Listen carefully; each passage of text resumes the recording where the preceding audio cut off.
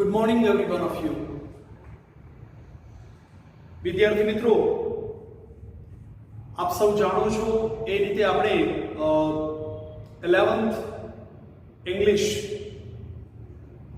General stream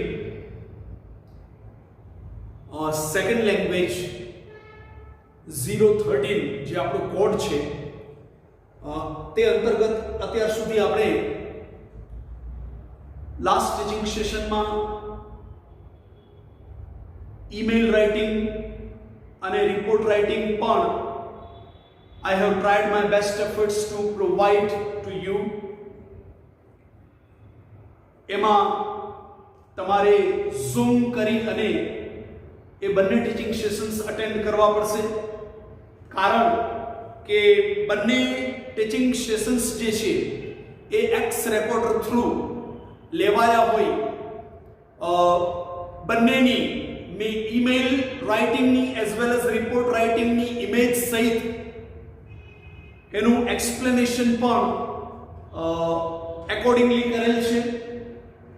તો આપ સૌ વિદ્યાર્થીઓને ખાસ સૂચન કે ઈમેલ રાઇટિંગ અને રિપોર્ટ રાઇટિંગ જે છે એ મેં તમને મોડેલ એક્ઝામ્પલ્સ કરાવ્યા છે અને તમે એ ટીચિંગ સેશન્સ બંને ટીચિંગ સેશન્સને ખાસ ઝૂમ કરી HD માં જોશો તો તમને ફૂલ સ્ક્રીન કવર કરી અને તમને દેખાશે, અર્થાત તમે સમજી શકશો, શીખી શકશો તથા સમજી પણ શકશો. હવે વિદ્યાર્થી મિત્રો, એ બે મોડેલ એક્ઝામ્પલ્સ છે. એ ઉપરાંત ઈમેલ રાઇટિંગમાં કયા કયા મુખ્ય ટોપિક્સ પર તમને પૂછી શકે છે એ પણ મેં એમાં ઉલ્લેખ કરેલો છે.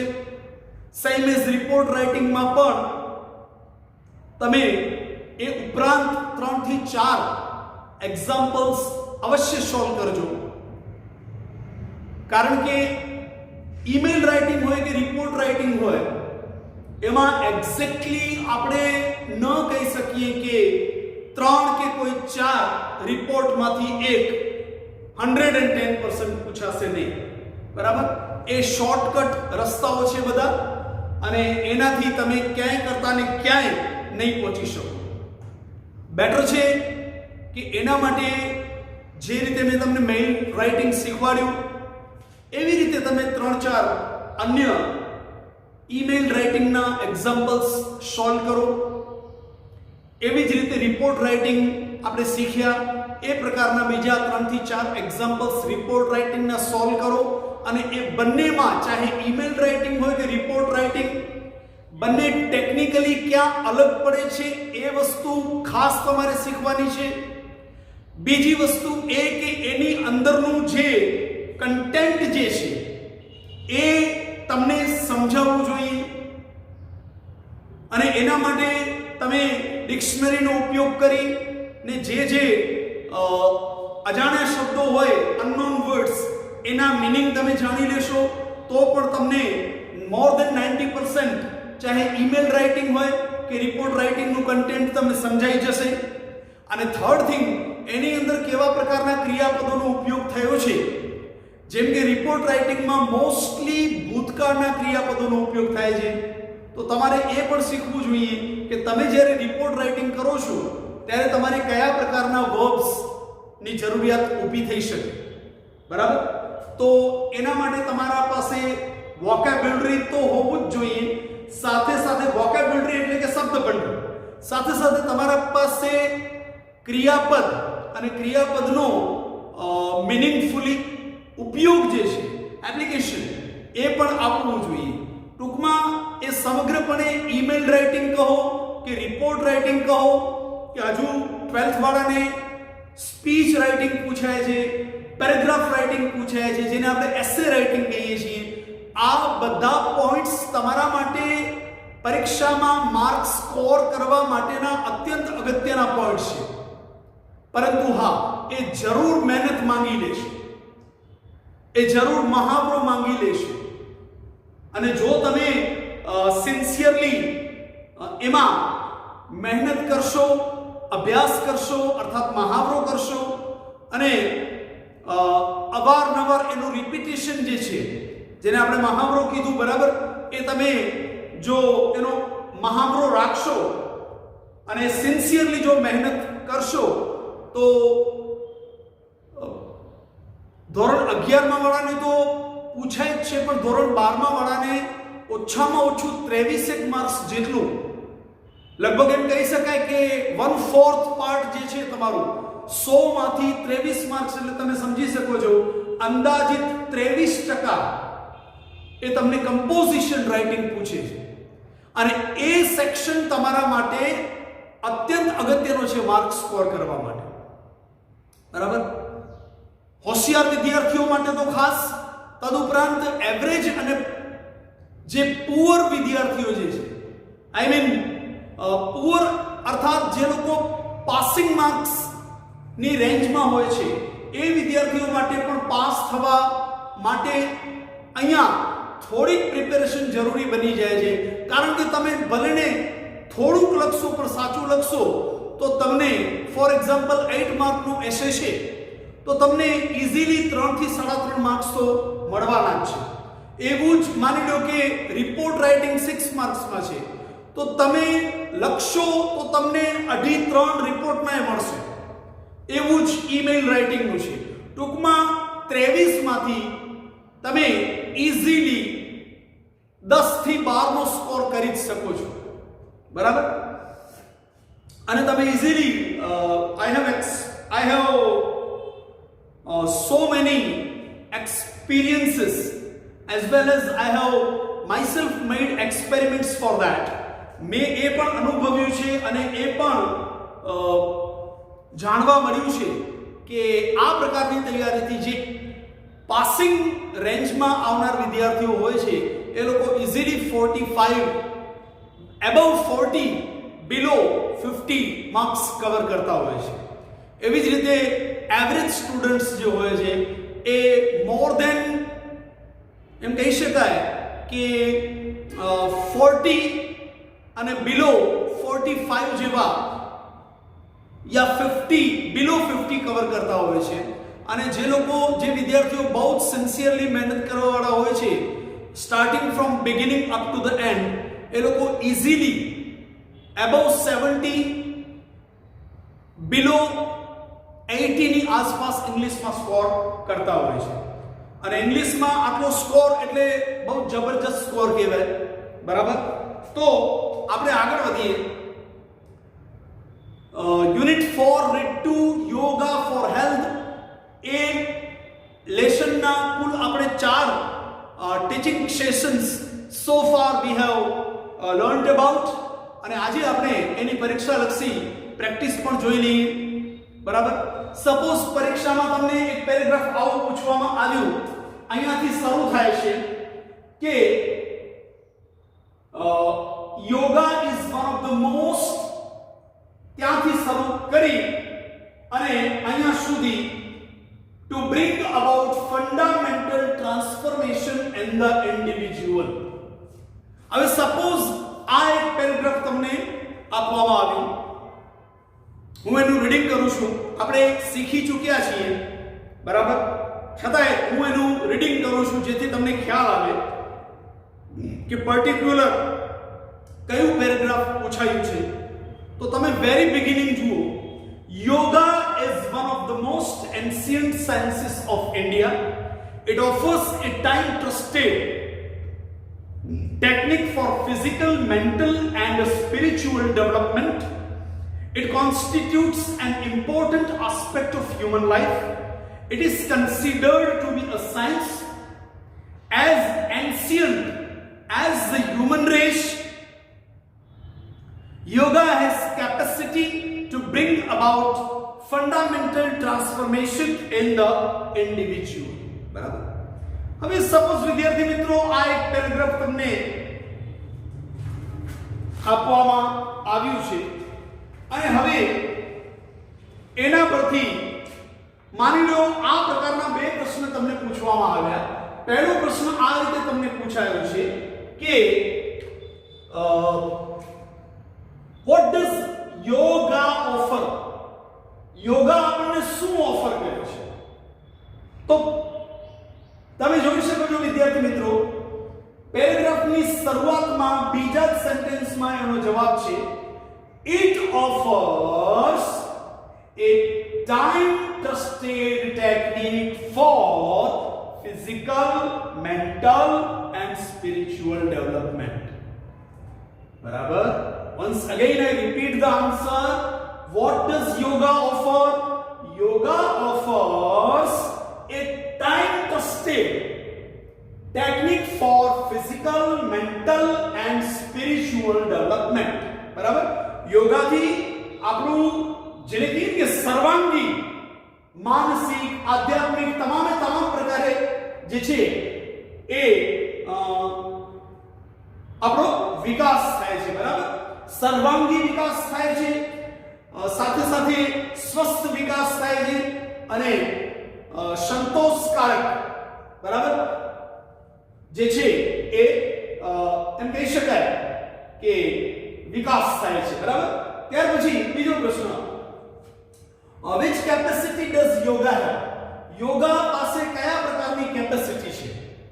તો જુઓ પેરેગ્રાફના એન્ડિંગ સેન્ટેન્સમાં એનો આન્સર છે yoga has capacity to bring about fundamental transformation in the individual. વ્યક્તિમાં બરાબર આમૂલ પરિવર્તન લાવવાની કેપેસિટી જે છે એ યોગામાં રહેલી છે. બરાબર? અને વિજ્ઞાને તો આયુર્વેદ વિજ્ઞાને તો એટલે સુધા એ સાબિત કરીને આપ્યું છે કે ઇવન કેન્સર જેવા જેને કહીએ ને કે એકદમ ડેડલી ડિસીઝીસ જે છે, ફેટલ ડિસીઝીસ, એ પણ યોગના માધ્યમ દ્વારા યા યોગથી એ દૂર થઈ શકે છે. બરાબર? એ દૂર કરી શકાય છે. એવી જ રીતે બ્લડ પ્રેશર, શુગર આ બધું કંટ્રોલમાં લાવી શકાય છે. ત્યાર પછી સપોઝ તમને બીજો પેરેગ્રાફ આ રીતે આપવામાં આવ્યો, yoga is A holistic exercise, ત્યાંથી શરૂ કરી અને અહીંયા સુધી and helps strengthen the heart. બરાબર? પેરેગ્રાફનું હું રીડિંગ કરું છું. Yoga is a holistic exercise that provides physical, mental and as well as spiritual benefits. It provides workout for the muscles. It also benefits joints, ligaments and the skeletal system by improving flexibility and balance. It is good for heart and stimulates the cardiovascular system. It oxygenates the blood and helps strengthen the heart.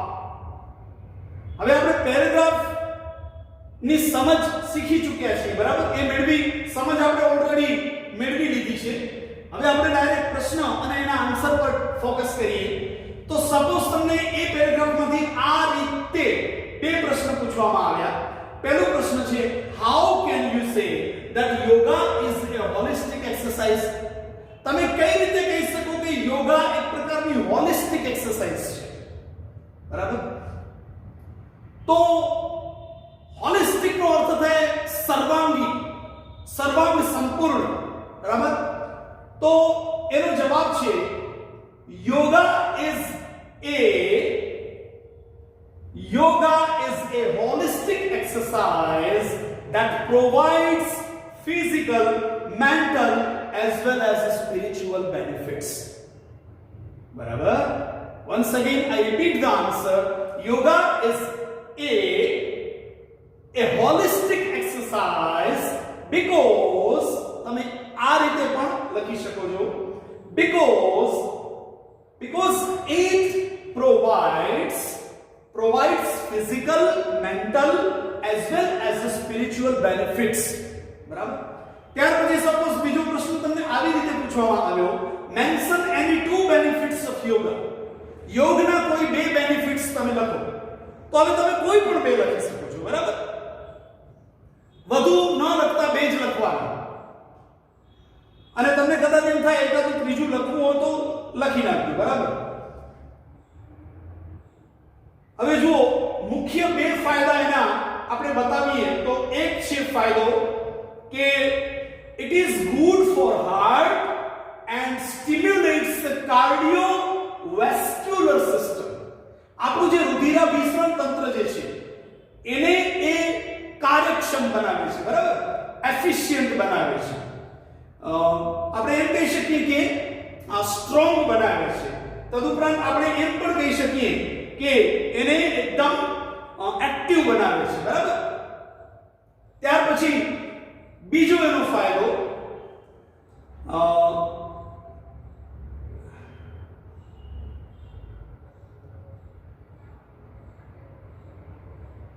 it oxygenates the blood and helps strengthen the heart.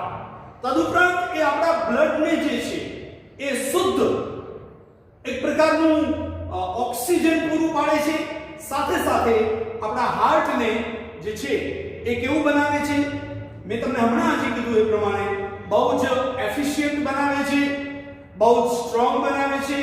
અને efficient તથા strong બનાવવાની સાથે સાથે એને બહુ જ active બનાવે છે ફંક્શનિંગની રીતે, બરાબર. પરિણામ સ્વરૂપ હાર્ટને લગતી ક્યારે કોઈ તકલીફ પેદા થતી નથી. હવે સપોઝ ત્રીજો પેરેગ્રાફ તમને સૂર્ય નમસ્કાર ઉપર આપવામાં આવ્યો છે, જે થર્ડ પેરેગ્રાફ છે તમારો, બરાબર, એનું રીડિંગ કરું છું. Surya Namaskar is an ancient form of yoga. This form of yoga is a complete meditative technique. It includes asanas and pranayama. It is a combination of 12 different postures. Combination of 12 different postures followed in a particular sequence with a specific breathing pattern. Followed in a particular sequence with a specific breathing pattern, it helps an individual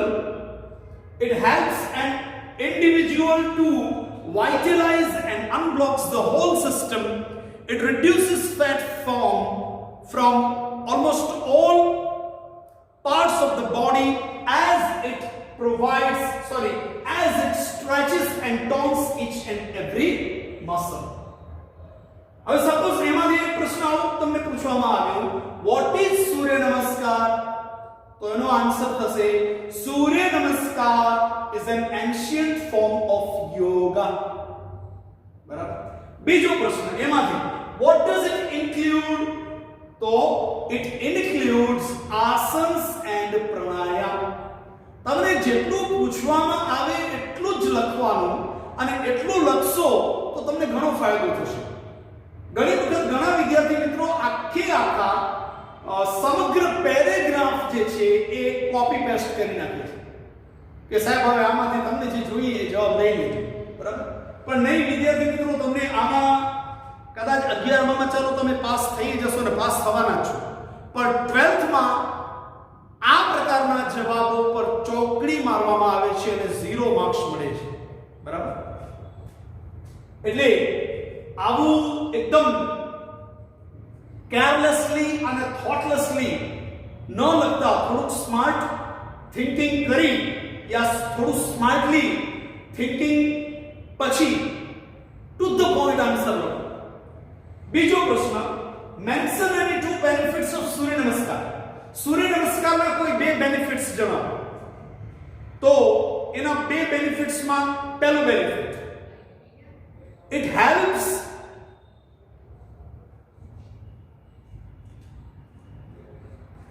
an individual to vitalize and unblocks the whole system, બરાબર. પહેલું benefit શું થશે? it helps an individual to vitalize and to